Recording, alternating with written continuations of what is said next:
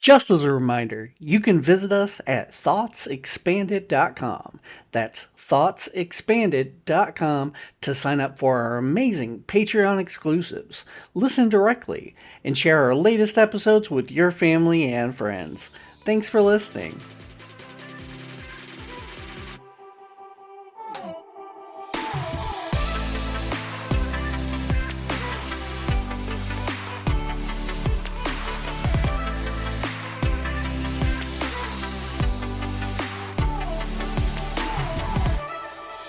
Hello, everybody, and welcome to Thoughts Expanded. I'm your host, Rab, and I'm joined, as usual, by Wiki and Jeff. And today we're going to be doing a continuation of our World War II/history series, and talk about one of the most important people in the war, for sure. Maybe not. I was going to use the word great, but not in a positive sense. You know what I mean? But certainly important. And that is Mussolini. I feel like... Yeah, Italy. Let's go. Yeah, I feel like Italy is somewhat overlooked sometimes. I mean, a lot of people, when they think about Axis powers, usually think about Nazi Germany, right? I mean, immediately, for obvious reasons. And I think we've probably done enough talking around that. No. We don't need to go do a Hitler episode. Maybe, I don't know. Maybe we'll do one day, but I don't know. I don't feel like I have anything new to say about Hitler. That's kind of how I feel. I'll do a rant about how we're not doing an episode on Hitler. There we go. That would involve you actually recording a rant, though. So yeah, I've got a couple to do. That'd be your first step. Yeah. Well, yeah. Anyways, but I think Mussolini is a pretty interesting figure, for sure, and one that isn't talked about as often. Yeah, I'd say let's get straight into it. So, first of all, I have some notes on his early life. He was born on July 29th, 1883. And at that point, there had only been Italy at all for 22 years. So, fairly young country. And his father obviously saw it form. Or maybe not. I guess his father could have been 18 when he had him. I didn't look that up. But most likely his father was around, was a child or something like that when Italy was founded. That's wild to me that Italy was only a country for 22 years before Mussolini came into play. I know we talked about this in other episodes, but when I think about Europe, I think about these really old countries, but right. Yeah. Well, I mean, not to get too distracted, but I do think it's kind of important. Obviously, Italy at the point of the Roman Empire was huge, right? I mean, they would consider themselves Italians to some degree, to the extent that there wasn't Italy at all. That was enormous. And then after that, it was kind of I don't know, I guess maybe just it wasn't quite as important to be smack dab in the middle of the Mediterranean. That's probably why they fell from power eventually. And then they were a collection of city-states and things like that. And they were also widely influenced by other countries. France did a lot of messing around in Italy. Spain did a ton of messing around in Italy. For a long time, Spain owned Naples, the entirety of Naples, which is the southern. That's the shoe of the boot, and also the Sicily. Spain owned all of Sicily too. And that was that lasted for quite a while. And Austria is also another important player in northern Italy, and that actually comes into this story too, because even at the time when Italy had founded, right? It was in the context of there still being a large number of Italians who were part of the Habsburg Empire. So that was obviously, that's World War I we're talking about, right? Because Italy, the Habsburg Empire dissolved at the end of World War I. But still, right? I mean, there were other nations that were taking control of what people would consider to be Italian territory. And that actually is very important to Mussolini's story and the founding of Italy too, right? Like, the founding of Italy was widely seen as almost like an independence movement, right? Even though the independence was against multiple powers. It wasn't just like one power, but like there wasn't necessarily like a concept of like socialism when Italy was founded, but there was like a very strong revolutionary spirit, and that was, you know, like it was seen as a revolutionary war, or a series of wars that caused there to be eventually a kingdom of Italy. So at the point where Mussolini was born, Italy spanned the entire length of modern day Italy. Obviously, the North Italy, like what we would consider North East Italy, was controlled by the Habsburgs, and the Pope held a large territory around Rome that was like literally just his. Like, I mean, obviously today the Pope has the Vatican City, but that is small potatoes compared to what he had. It spanned from coast to coast. At one point in history, I don't think that it did at this point, but it did. It was like, I mean, it was miles and miles and miles. I mean, it was quite a large chunk of Italy if you look at a map. Kilometers over there, but okay. So his father was a socialist blacksmith. His mother was a devout Catholic school teacher. And he went to boarding school. And he was often punished for violence against his fellow students, including he was involved in a stabbing incident.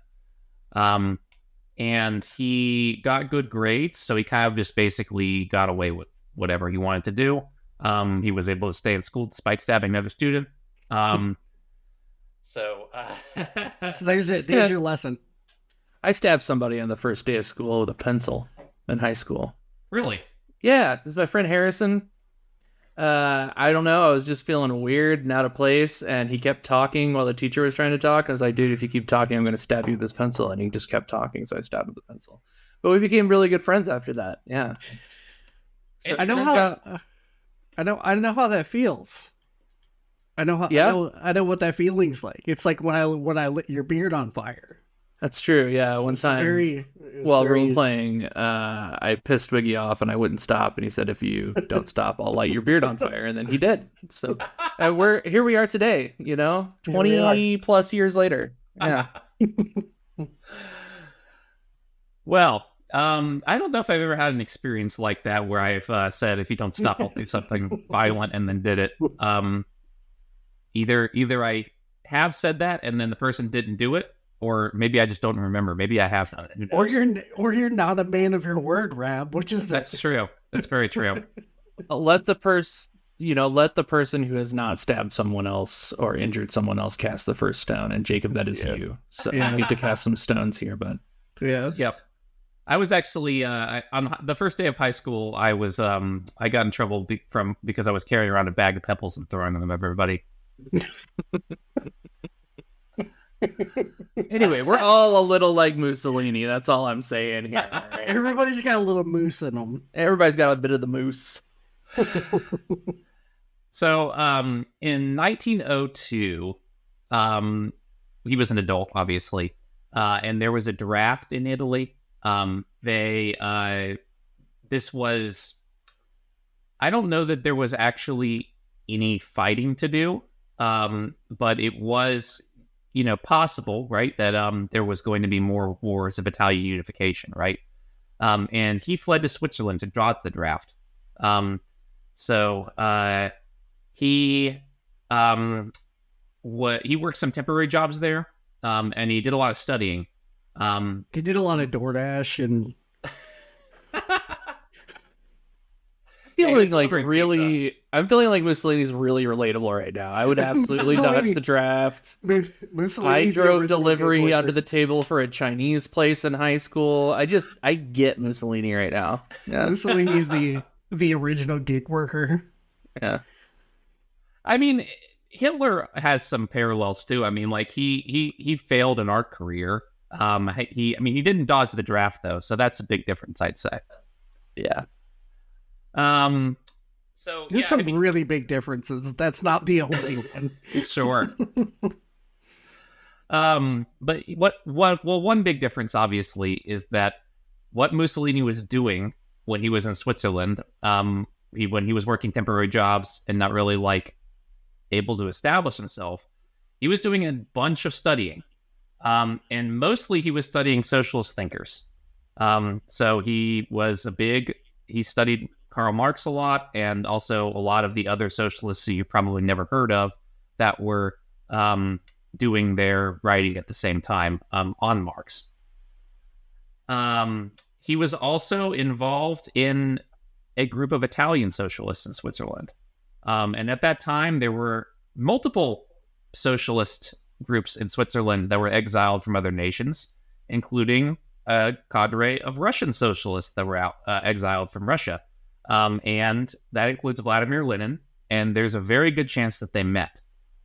Lenin actually wrote about Mussolini later, saying that, one of the biggest losses ever was that for socialism is that, they lost him. So it's not confirmed that they met, but it's very possible. Well, and on that note of what Lenin said, and you'll probably get to this a bit more later, but Mussolini was, in the beginning, was popular as fuck. So ridiculously popular. I'll stop there, but yeah,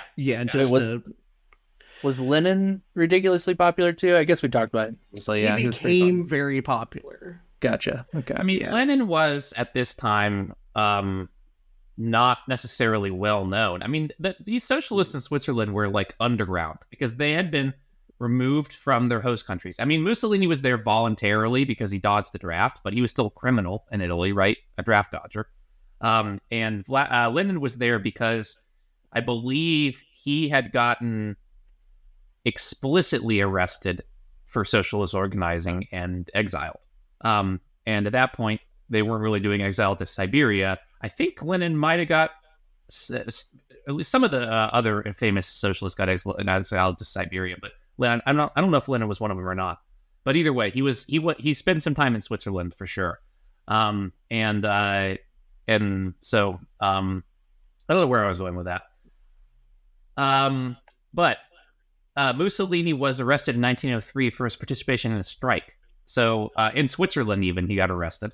And he was shipped back to Italy as part of that. They deported him back. And he continued trying to go back to Switzerland. He got arrested again for falsifying passport information. And then eventually in 1904, Italy decided that it was kind of okay that people dodged draft, and they wanted all the people who were draft dodgers back. So they declared a general amnesty, and so he decided to come back to Italy. He was also probably tired of being a Swiss criminal. So in 1909, he became the secretary of the Labor Party in Trento, which is an Italian city that was ruled by the Habsburgs. So he decided to once again leave Italy, this time for somewhere where was a majority Italians, right? I mean, there were also places in Switzerland that were like that, but and there still are today. But this is a place that's majority Italian, and he got involved there in organizing, pro-Italian, pro-socialist agenda, right? So he was definitely in favor of more Italian unification, right? I mean, at that time, it was very much the case that socialism and nationalism weren't they were usually closely coupled in many ways, right? I mean, even in like France and other places like that, they were very closely coupled. People wanted to see a strong country that could, protect its people, basically. Yeah, I've said it a lot over the past like 15 years or so. But the more you study fascism and the more you study communism in action, the closer they resemble each other. There's distinct differences between the two, but there's a lot of them. There's this pride, this country pride, right? And it's very, it's used by whoever's coming into power as the tool of gaining and then continuing to have that power.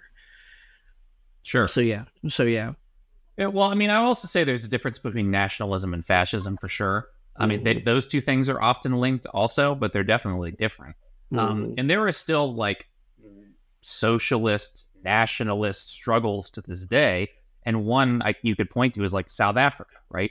They were a highly nationalist, socialist movement that succeeded fairly recently. And, I mean, they're not doing so great on socialism nowadays, but they are certainly, they certainly started out that way. So that's, it's something I think even to this day, like I would certainly not call South Africa fascist, but also their revolution was both nationalist and socialist in character, I would say. Anyways, what he was doing in Trento, he was working as a newspaper editor. So he was obviously the secretary of the Labour Party there, but also he was a newspaper editor. He continued to read socialist literature. He eventually, just a year later, decided to return back to his hometown and become a newspaper editor there full time. And I have this in my notes because it's funny, but the newspaper was called Lotta de Classe. So it means the class struggle, but I just think it's very funny that he edited a newspaper called Lotta de Classe. Lotta de Classe. Also sounds like Lord of the Class. Yeah. Also in 1910, he published a book that was deeply anti-clerical. So this was another one of Mussolini's founding principles. I guess if you want to get into like direct psychology, like there's kind of a link between that and his mother being a devout Catholic school teacher. So like in a way, his father's also a socialist. He eventually, Mussolini, turns on socialism too. So he has a very like Freudian, and you could have a very Freudian interpretation of Mussolini, like turning on both his mother and his father's ideas. At this time, though, he was very socialist still, and also very against religion. In 1911, he participated in a violent struggle against Italy's, and I have this in quotes, imperialist war in Libya. I mean, that's something he actually said. He called it an imperialist war. And he got a 5-month jail sentence out of the deal. Just to kind of give him some more like street cred, he's literally against some of the things that he would be for later, but at this time against them. And willing to fight and go to jail for it. In 1912, he joined the PSI, which is an Italian socialist party, and he became editor of their newspaper. So he loved to edit newspapers and write stuff. See, I'm getting behind this dude so far. So far. You can see why he was popular. You can see why he was popular. Certainly, yeah. I mean, he definitely like hits the right notes of like. I mean, he really believed in what he was talking about. If he's willing to go to jail for it, like he truly did believe that Italy should not be involved in Libya. That Italians should be focused on reunifying their country and helping the Italian citizens. I mean, I would assume that like many socialists at the time, that was coming from like a somewhat racist place, like in the sense that like he didn't think that they should be involved in Africa. Like he didn't think that the lives of Africans mattered, apart from the fact that Italy shouldn't be over there, trying to claim their stuff, right?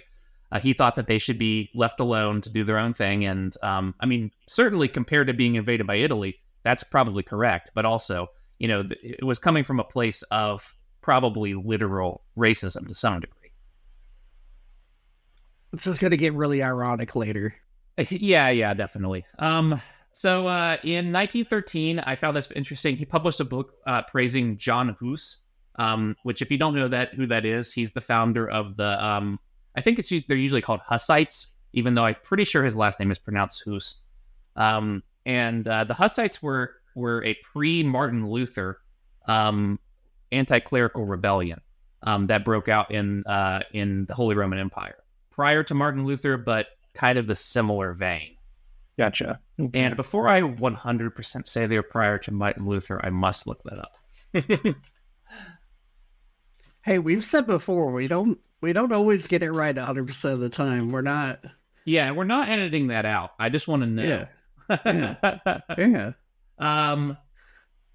So yes, I think that they were prior. Yes. Okay, cool. Just wanted to know.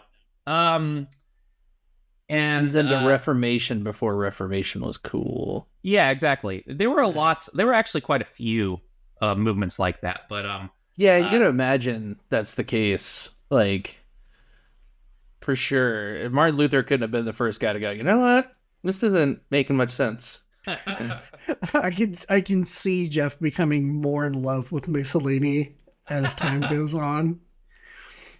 Well, I'm already seeing some parallels.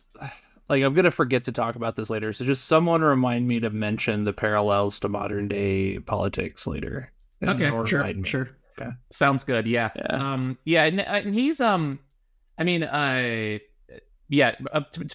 about Martin Luther in particular before we get too distracted from that. I mean, there were lots of rebellions against the church, and what Martin Luther had going for him is the printing press. It was invented basically right at the exact same time that he was ready to go.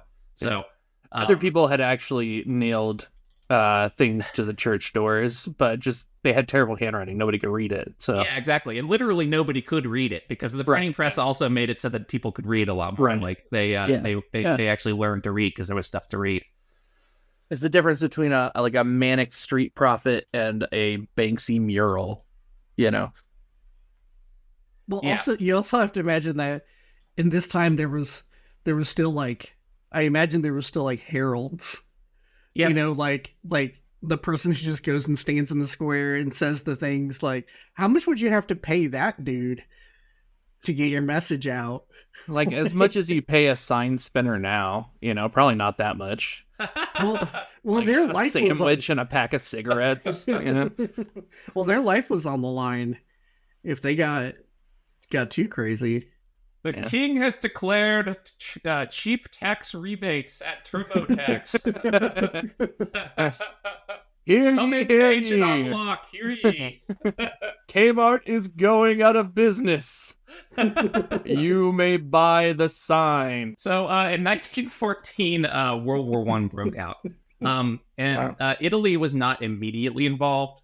Technically, it was allied to Germany and Austria, but it chose to remain neutral.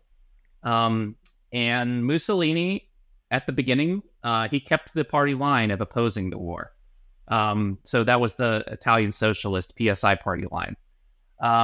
And eventually he changed his mind. Eventually he decided this was probably one of his first flip-flops. He decided to view the war as an opportunity to liberate the hundreds of thousands of Italians who are under Habsburg rule. So obviously he was changing his mind about the war.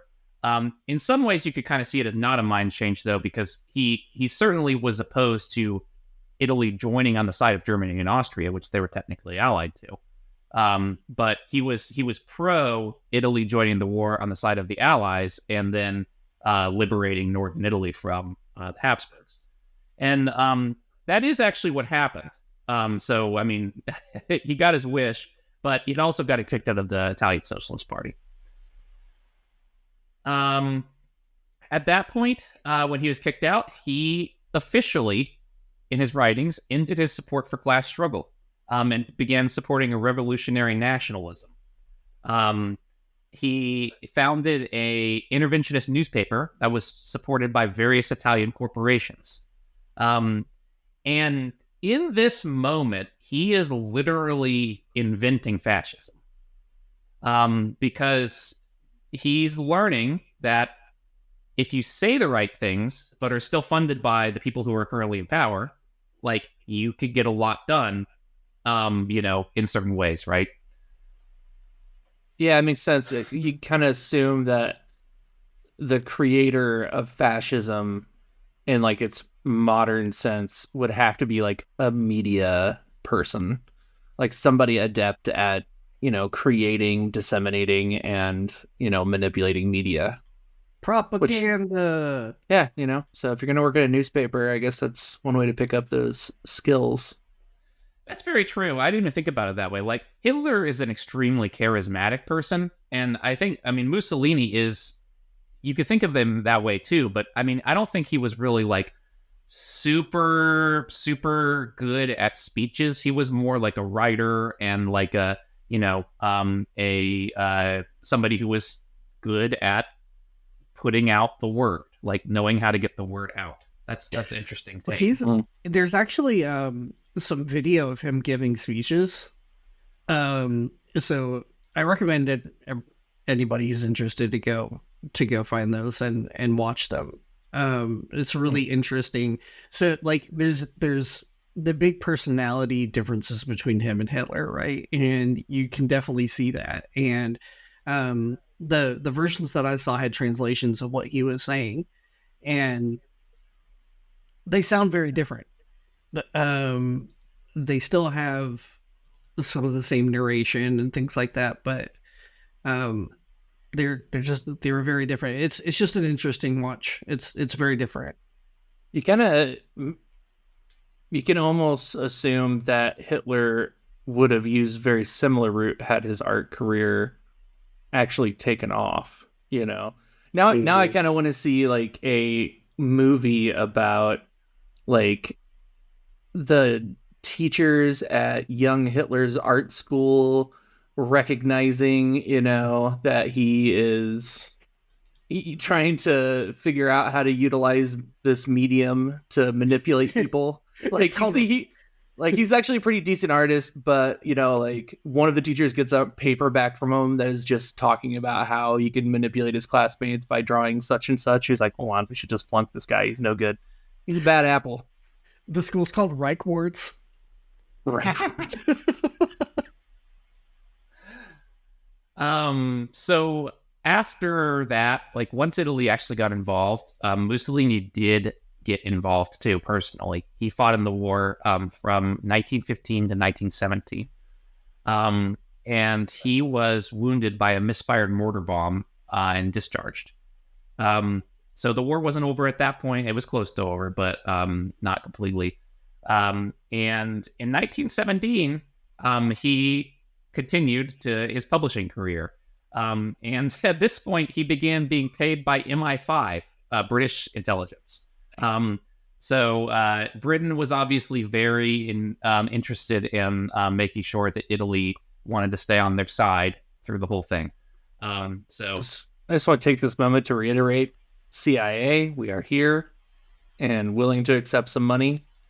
It clearly works. All right. That's true. Yeah, you don't even have to say it anymore. Like, you don't have to explicitly ask for us to say anything in particular. Just like start giving us money, and we're gonna have those views automatically, right? That's how it works these days. Put a spy in our Discord and start dropping memes that influence us to say what you want us to say. It's so simple. You could do it. We respond heavily to memes. Yeah, we do. So. Yeah, we're real people pleasers. So new people in the Discord would get a lot of attention out of this. Yeah. So once he gets back and is working for MI5, recovers from his injuries, he gets really big into fascist organizing. and he founds a fascist party. I mean, I think he had founded it earlier even, but he starts actually trying to grow it. Do they call themselves fascist? Like, is that... Yes. Okay, that is the real name. Yes, he came up with that name too. And what it means in Italian is like coming together. Because the fascist was fascist, not with a T at the end.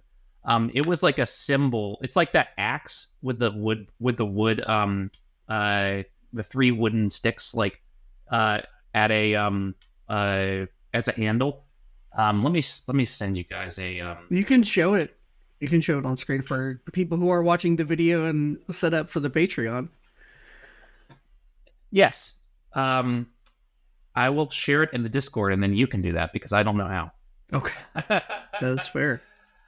So that's a fascist, and it's a Roman symbol. So obviously Mussolini, his fascism really did a lot of ties back to the Roman Empire. And in the word itself, let me look up the definition. You got to talk about this axe as well. Yeah, so the idea is it was a symbol of a magistrate's power, and in ancient Rome, and I thought that the meaning had the word itself had some kind of meaning. Yeah, it refers to a bundle. Yeah, so it's sort of like a coming together type of symbolism. I have so many thoughts going through my head right now. So. The fascist party is named after an axe. Yes. This axe that Justin just put on the screen. Correct. Copyright 2011 by nature. Encyclopedia Britannica. That's just interesting. But okay, do those extra sticks do anything for that axe, really? No. I think they're decorative. Okay. And like I said, the word comes from the fact that they're bundled together like that. Right. And it was just have a bundle of sticks without a blade on it and just be like, hey, look, Union. Huzzah. Why does it have to have the blade? What is that doing there? Why does the medical symbol have to have a serpent? Very true. That's actually like Sumerian symbology. But even then, why'd they have to do that? Yeah, and this is Roman symbology. Like apparently Roman magistrates literally did have one of these things. Why the hell they did, I have no idea. I agree, it doesn't make any sense as a weapon. It does look a little silly. But it's a reminder of how they came together and stabbed Caesar 564 times. However many it was. So I bet if I do some research on this, it would make sense. Maybe like each one of the sticks in the bundle represents a nation, on your side or something, or a warlord on your side, whatever it may be. Nationwide is on your side. You'll have to cut that was actually out. the first fascist theme song right there. Yeah. Mussolini wrote it himself. Wow. There's just so much to unpack in this episode. I don't think I've talked this much in a history episode ever. So, okay. Let's continue. It's a very interesting one. I learned a lot doing the research, and I also, I mean, it sure is like, I mean, I know you wanted to get into modern politics later. Maybe now is a decent time, but I mean, like Mussolini came up a lot, like in 2016 around Trump. Like there were a lot of comparisons. Like before, people just like started throwing out Hitler all the time. People did a lot of Trump and Mussolini comparisons. I feel like when they were like serious scholars who were like Trumpism is fascism and here's why, right? Like there were a lot of comparisons to Mussolini at that point. He also was a big he flipped just like Mussolini did. And Trump was a Democrat for the longest time. Yeah. And then he flipped. So there's also a similarity there as well. And he's populist, which is exactly what, like I said, like Mussolini was very popular in the beginning, in the beginning of it all, like as Trump is. Like the flip-flopping was the thing I wanted to talk about earlier. Like that is something I'm seeing a lot of right now. More so I'm noticing it on the left than the right, like the flip-flopping on policies. And I don't know, like that's always just a concerning step in the fascist direction that worries me. yeah, I don't know. That's what I was thinking about earlier. So What I'll say to that is this has happened throughout history with the Democrats and the Republicans. And I think Jacob's talked about this before as well.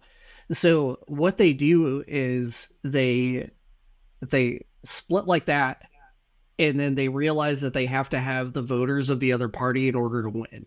So what they do is they start to take on aspects of the other party, and then that party starts taking on aspects of the other party, and they just flip sides. I Well, and think also, we're kind of so in they that get we're kind of in that along. mode. They get along for a little bit until they realize that it's a No, non-winning. they don't get it. They don't get along. Like, so there's just suddenly a great divide at some point. I don't. Yeah, there's a great divide, and then they start taking on. So if Kamala says like I'm for, just as an example, if she said something like I'm for fiscal responsibility now, all of a sudden all of the Republicans are going to be against fiscal responsibility because they have to they have to differentiate themselves. So But to the actual voters, it's just confusing as fuck, which is what you're talking about. Well, nowadays it's like everybody's fans think they are for all of the same things they are, even if they're really not. right? It's very easy to, kind of curate a personality that your opponents see you as versus the one that your fans see you as, that are totally different. Yeah. Yeah. And another thing I think that's really involved in like flip-flopping between parties is just the fact that like people get upset and they decide that they're going to, side with the other side. That was like, I mean, the biggest one, the one where this actually happened, where like you can really point to it, is this like after the Civil War, right? That's the one that Wiggy's referring to that I talked about, and that one was really caused by the people, the Republicans, the Democrats in the North wanting to fight against entrenched Republican power. And they were willing to do that because, in spite of the fact that the Democrat Party at that time was like the party of racist slaveholders in the South, they were willing to do that, basically anything to defeat the Republicans. They were willing to kind of ally with that. And then the Democrats ended up being very pro-union in the long run because, that pro-union sentiment in the North carried through, even though even though it eventually defeated the wing of the party in the South, right? That was very like entrenched. Yeah, okay, we're very distracted though. Anything else to say about Mussolini in modern politics? You have Not yet. Later. Yeah, I was gonna say I'm sure there'll be plenty. So, what he believed in, what his principles were in 1917 to 1921, when he was really doing this fascist organizing. He believed in an expansion of Italy. Now, obviously, part of that was driven by the fact that, as many Italians believed, there were legitimate parts of Italy. I mean, and I would say that's an indisputable fact. There were parts that should have been Italian that were controlled by other countries, right? But also he believed in expansion beyond that. He explicitly believed in the racial inferiority of Slavic and Black people. Slavic, mostly because of Italy wanting to control like Croatia, right? Which they eventually did, at least during World War II. And Black people because of their desire, right, to hold African colonies, which they did even at that time, and they expanded, during the course of World War II, right? And in 1921, he won election to Congress, so that was his first time coming into official power. So at this point, I mean, you could kind of, in some ways, you can kind of sympathize with him, just in the sense of like, he tried his best to fight against the powers that be. Eventually, he, like, I don't know. I'm not trying to say like it's right to give up and just join. Like if you can't beat him, join him. But like if effectively at that point he still saw himself as a rebel, right? But he actually found something that worked, right? He found something that got him into power.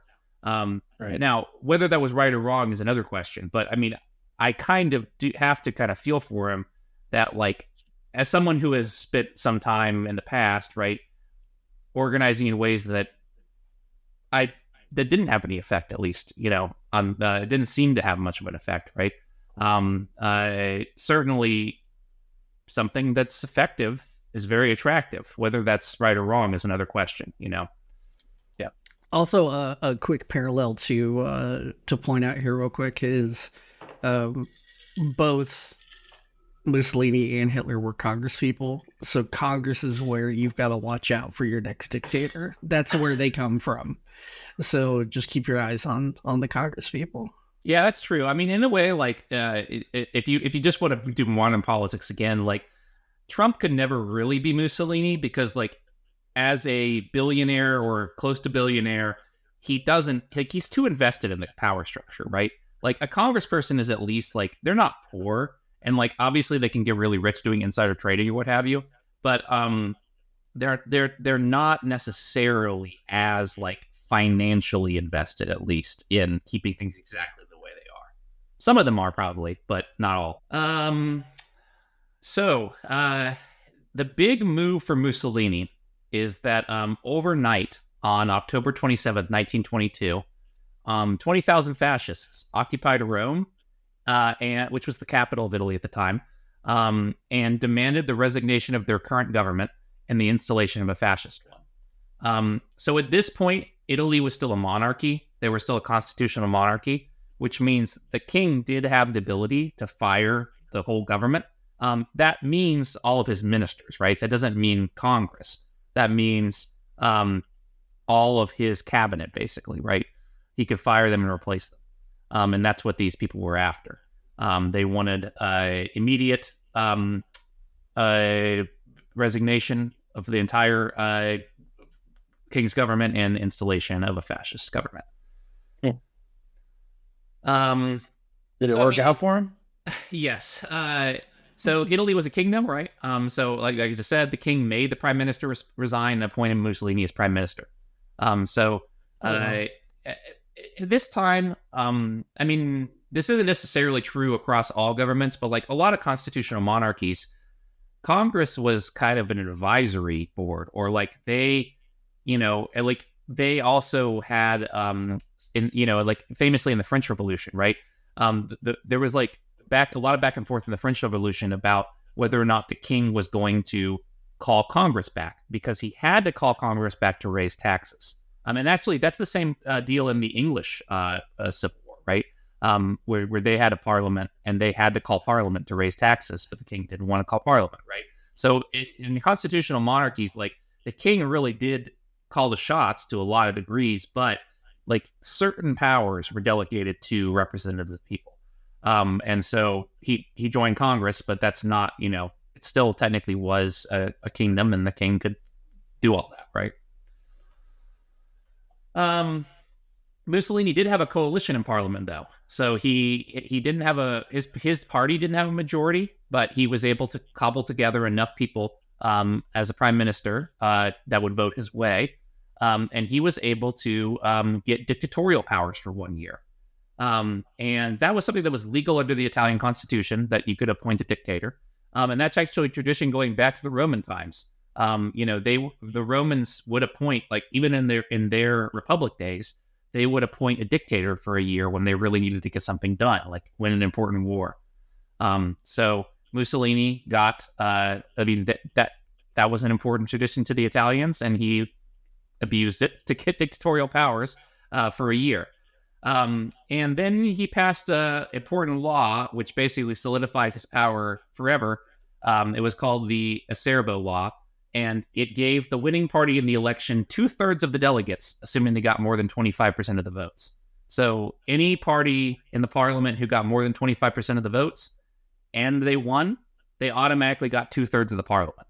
So effectively, the fascists, as long as they won the election, could never be voted out of power, or sorry, they could never be, they can never lose any votes in Congress, right? Because they had a 2/3 majority.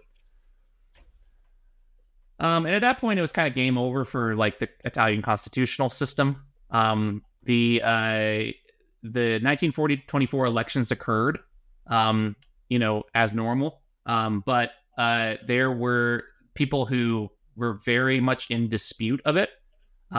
They like one guy, Giacomo Mattiotti, that I have in my notes. I'm probably butchering that name.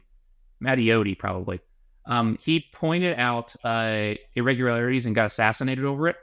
That was due to the fact that the elections were plagued by fascist violence. This was a classic fascist tactic, which was to go basically do a bunch of voter fraud and election intimidation. So intimidating officials to try to not count certain votes, or intimidating people to literally just not vote. That was a very popular fascist tactic used in both Germany and Italy. And that was done a lot in the 1924 elections. And at that point, it was really game over. Obviously, the fascists won. They got their 2/3 majority. And they were kind of off to the racist here. Off to the racist. They were off to the racist. That's a good slip. Something, yeah. So that's really good. So I keep bringing up, and Jacob just said it again, that this tactic was used in both Germany and Italy. And one of the reasons why I keep saying like Hitler did the same thing is because Hitler took Mussolini's playbook and ran with it. Right. That was the entire thing. Like, he actually looked up to Mussolini, as a leader. So he took Mussolini's playbook and ran with it. He did some things were different. Hitler, as we mentioned before, was more charismatic, so he was able to play that card, whereas Mussolini didn't. Mussolini backdoored his way into a dictatorship, whereas until it got to the point where they were voting and doing things for Congress, then they started bullying people the exact same way the browncoats would go out and just beat the shit out of people and fraud the votes and all that other kinds of shit. So the similarities are there for a reason, right? And right. Why they become friends is there for a reason. Sure. Yep. Franco in Spain is another person who copies Mussolini's playbook. Obviously, there's an actual civil war in Spain, and that would be an interesting thing to do an episode on too. But that's and a lot of countries. The reason the Spanish Civil War is so interesting is because it was kind of like a pre-World War II World War II, and the fascists won, but it was kind of like the Allies were all backing one side, the communist powers were backing another, and the fascists were backing a third. So it was like a three-way civil war in Spain for who was going to rule it. So the people who were doing fascism were copying from Mussolini because he did it so well, right? He invented it, and he was able to successfully use it. So from here, that's all I have on Mussolini himself, because at that point he's the leader of a movement, right? So at that point you're basically talking about the things that happened pre-World War II and World War II itself.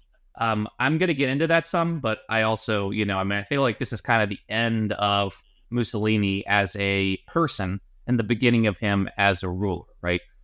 And the beginning of kind of fascist Italy as a concept, right?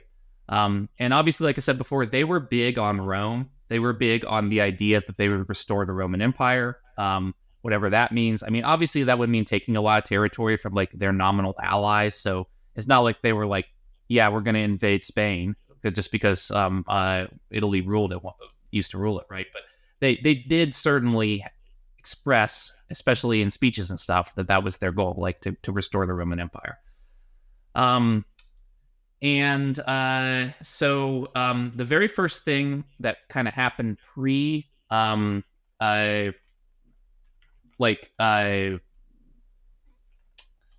War II, one of the things that not necessarily triggered it, but some of the violence that was happening even though it was it was attempted to be prevented by like the League of Nations and stuff, but obviously the fascist powers, right, Hitler, Mussolini, etc., were ignoring it, right?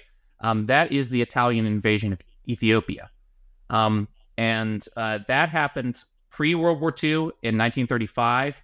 It also continued on, for the beginning of World War II as well.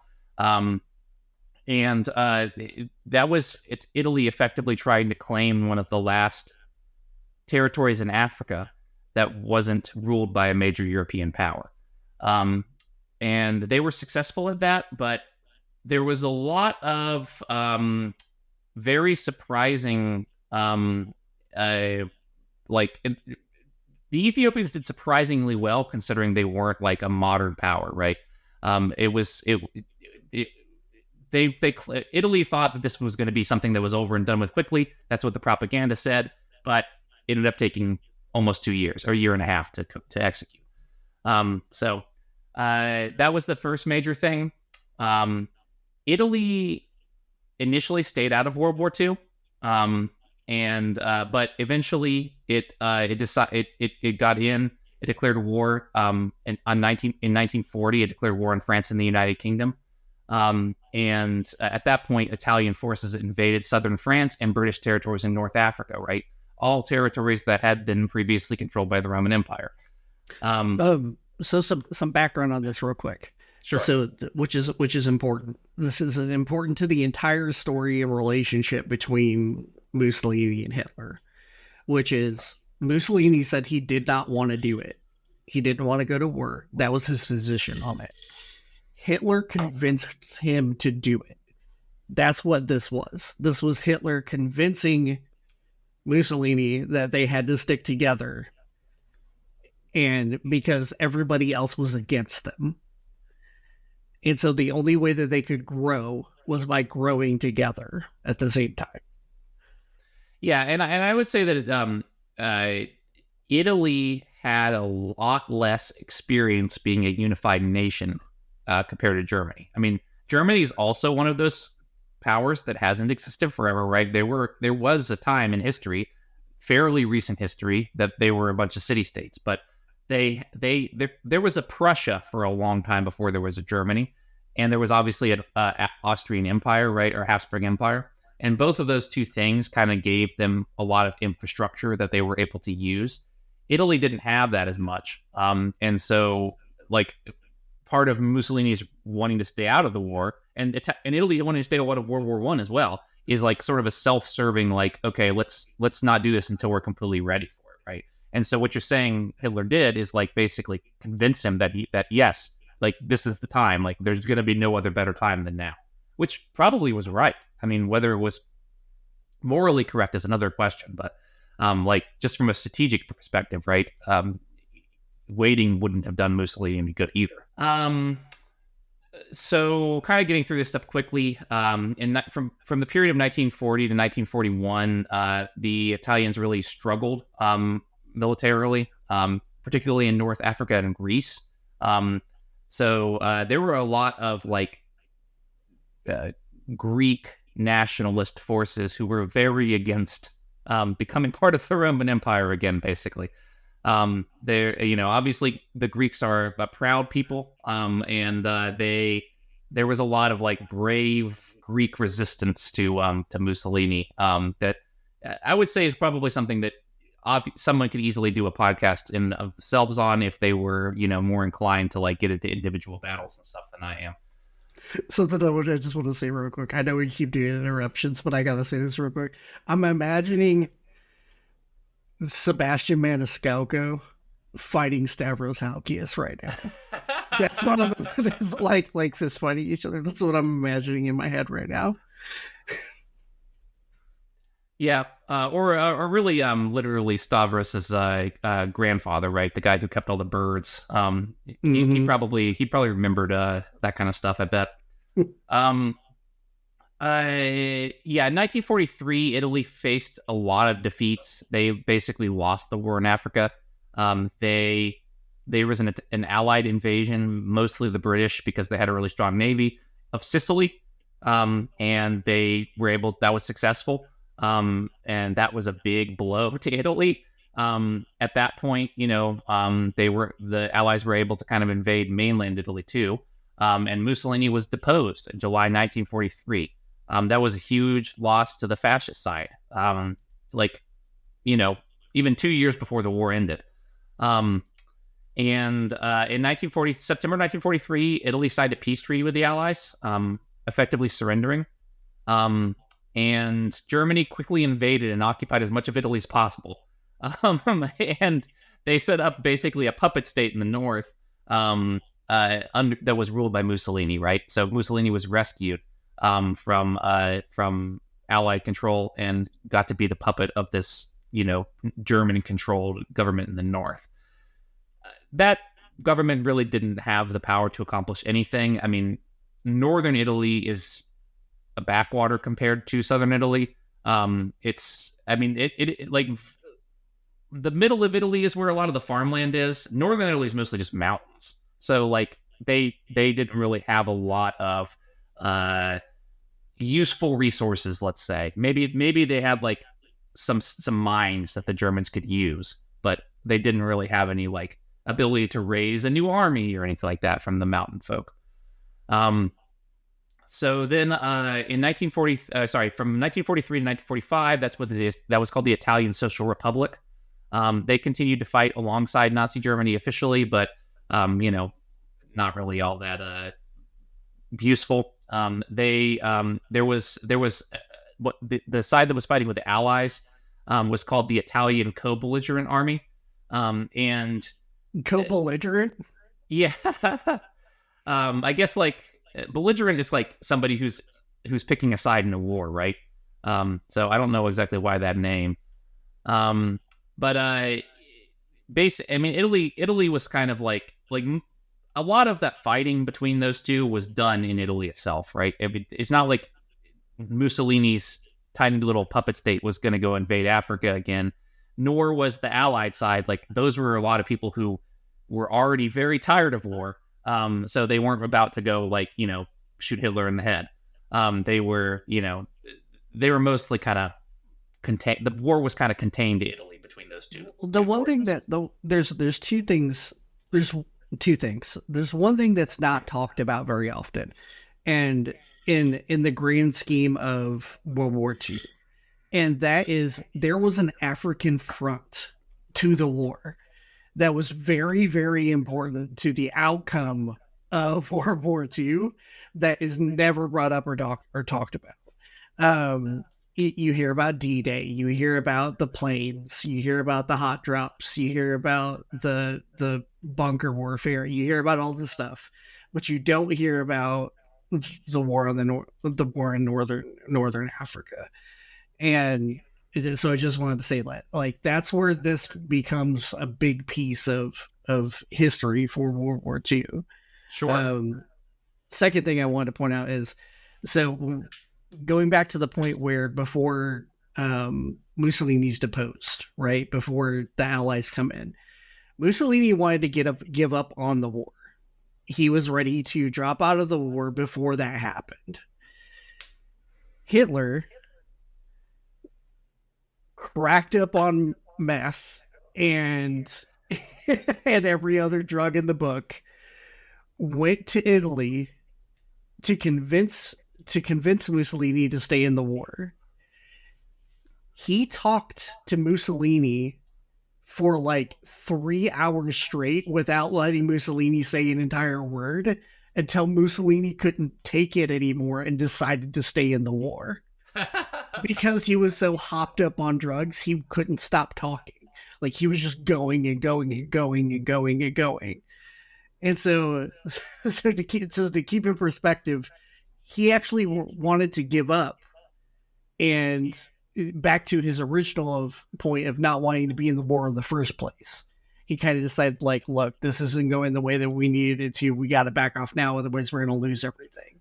And Hitler came down there, messed up, and changed the course of history. Sure. So, and once again, as much as I hate to say it, Hitler probably was correct strategically that they basically were going to lose everything if they lost the war regardless. Like, it didn't matter if Mussolini surrendered early. Like, obviously, it was very self-serving of Hitler to be like, yes, stay in the war, because Germany was doing a lot better than Italy was, right? But also, if they had, if Mussolini had surrendered at that point and they'd still lost, right, it still wouldn't have been great for Italy in the long run. Maybe he would have got to stay in power personally, but that's still a maybe. It also would have opened up another front, right? Italy is a port. Right. So that would have opened up another front for allies to come in and kind of hit them from the back. And it did anyways. When Italy it did lost, anyways. Yeah. As far as you're talking about the African campaign, I think that's also an important point. Like, it literally would not be World War II if it wasn't fought everywhere, right? I mean, and it is kind of a little bit apocryphal, I guess, to call it World War II, even because, like, South America, there wasn't really a lot of fighting there, for instance, or North America even, really. I mean, the U.S. was involved, but the war happened in the other hemisphere. But either way, people called it World War, and I don't think they would have done that if it wasn't for the fact that, it was fought in Africa, it was fought in Asia, right? Both of those two things really contributed to that. And maybe the reason that it's not talked about today is that it kind of makes the World War II look a lot more like a colonial struggle than the story that we paint it today, right? Like, and in many ways it was, right? We've talked about this in the past. A major reason that Germany was anti-British, especially for World War I, is because they wanted colonies. They saw the British were succeeding with a bunch of colonies, and they wanted a piece of the pie, or they wanted a bigger piece of the pie. They had tiny little colonies, and that was it. And so they thought that the best way to do that was to take on Britain directly, and then take whatever colonies they could, and then Germany would be on top instead, right? And that was a driver of both World War I and World War II. And the way it worked out, the U.S. and England kind of got to be on top of the New World Order after World War II, right? I mean, and a large part of that was not direct colonial control of Africa, but like indirect colonial control of Africa, right? In the Middle East. So that's, maybe there's a reason that that's not a very focused on aspect, right? That the shooting Hitler in the head, or causing him to shoot himself in the head, right, is the story that's told, not the story of a bunch of fighting in Africa to kind of decide who's going to control that part. And then obviously the end of the story. Eventually, when the collapse of the German puppet state, Mussolini was captured and executed. He was famously hung upside down. And there's a lot of, that's a symbol that's used even to this day. Mussolini's granddaughter is active on Twitter. I believe she was also a congressperson in Italy. And people would send her images of Mussolini hanging upside down, to kind of like troll her, I guess. Once again, well, I don't necessarily want to pick a side on that one. I mean, certainly I think I'm against Mussolini's granddaughter's politics. Also, I could see why people might be upset that if somebody sent me a picture of my grandfather hanging upside down, I'd probably be upset by that. I don't know. So, the part that Rad's glossing over here, I think is really important for people to understand, is that in spite of how popular Mussolini was in the beginning of his reign, he became more and more unpopular as he lost. And by the time that they captured him and hung him and things like that, when they were moving his dead body through the streets of Italy, people were pissing on him. Like straight pissing on his body and spitting on him and everything else. Like it went this side to this side. And kudos to the people out there realizing their mistakes, I think it's an important point too. Like, fascism succeeded in some ways because it fooled people into thinking that it was going to work and like it was going to make their lives better, right? And I mean, you could really argue, I think, that if Hitler and Mussolini had been successful, we probably would be in a world, like a society organized in a way similar to today. You know, like I'm not trying to say like obviously like the mass killings, like that's a big difference. You know, that would be a huge difference. Obviously, I'm not trying to like minimize that or anything, but like certainly we would be in a society where like the poor are not in power, right? If fascists had won, right? And at the time, I mean, a lot of fascist propaganda was like, yes, like you, the average Italian citizen who's not doing so great, like come and join this movement so that we can make life better for you, right? And so once you actually start failing, people see through that, right? They begin to see through it. The same thing happened in Germany, right? He hung on to the very last moment, but also people started not being so happy about it once it didn't seem to be working so well. Yeah, and the other thing to point out is like, so that playbook, like the playbook stuff that we talked about, the big difference between is, if I'm remembering this correctly, and if I'm not, please definitely say something, but is, if I remember correctly, the big deviation was that Hitler spent time upgrading the infrastructure of his country before he went to war, whereas I don't believe Italy did. So Hitler was doing things like building highways and like, you know, the war engine was created companies like Volkswagen, and so they were doing automobiles, they were making things, people were working, people, right. You know, like, because they were in a depression, if we remember, if we go back, global depression, they were in a global depression from having to pay France all the bajillions of dollars that they owed them from the after World War One. So, and also the Great Depression, it affected everybody, right? I mean, it was not just the U.S. Right. Yeah. So that's the big difference there, and why Germany was much more successful in the war than Italy was they upgraded their infrastructure. Like they had street lights, they were able to participate in the Olympics. They right. Did really well. You know, I mean, they were all hyped up on meth, but once again. Yeah. I mean, I think that that the only thing I really disagree with what you just said is like the cause. Like you kind of make it sound like it was Hitler's choice to invest in infrastructure. No. It definitely wasn't his choice. I don't think it was his choice at all. I do think it was a necessity. Sure. I think that, like, in order to get the war machine to go, he had to point people somewhere. Yeah, but what I really mean is, like, if you look back in time, Marx believed that the socialist revolution was going to start in Germany because at that time, Germany was the center of capitalism.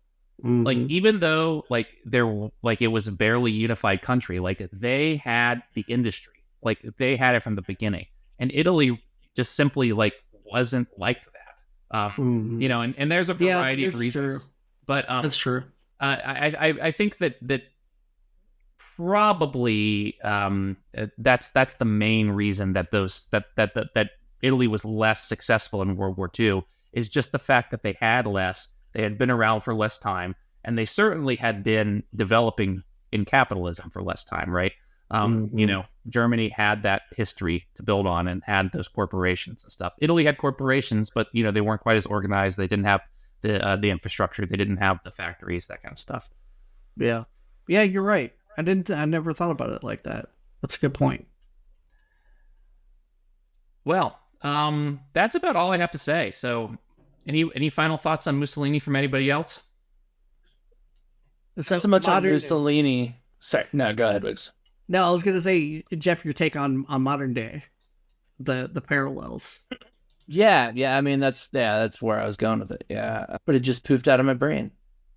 So I can't remember it now. Right on. So deterioration of, I guess the thing that these things all happen with smaller movements at first. Every single change like this has always started with a smaller movement, and the people who have mastered it is France. France has mastered the I don't like what's going on. Let's destroy our government and reform it. They take the They just did it recently. Like Yeah, they were like, "Oh shit, the far right's about to take over. I guess we have to squash that." Like they're pretty good at doing that. I'll give them that. yeah, they're really good at revolution. But it in every place it started the same. I would say that the only difference is probably Britain. Their change has been much slower over time with their public government taking more power and the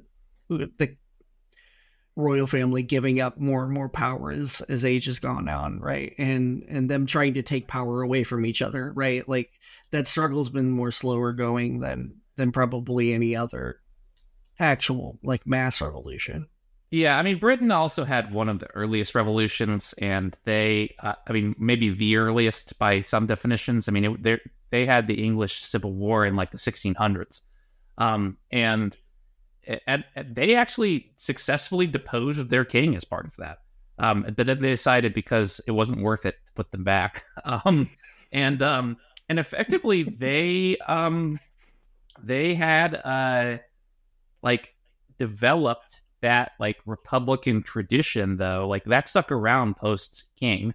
They kind of invented the constitutional monarchy, and they managed to somehow turn that into a globe-spanning empire. So it was kind of like one of those things where, yes, they've had changes, but it happened more slowly because the people who are in power managed to stay in power, but just like slowly give up a little bit of that at a time, you know.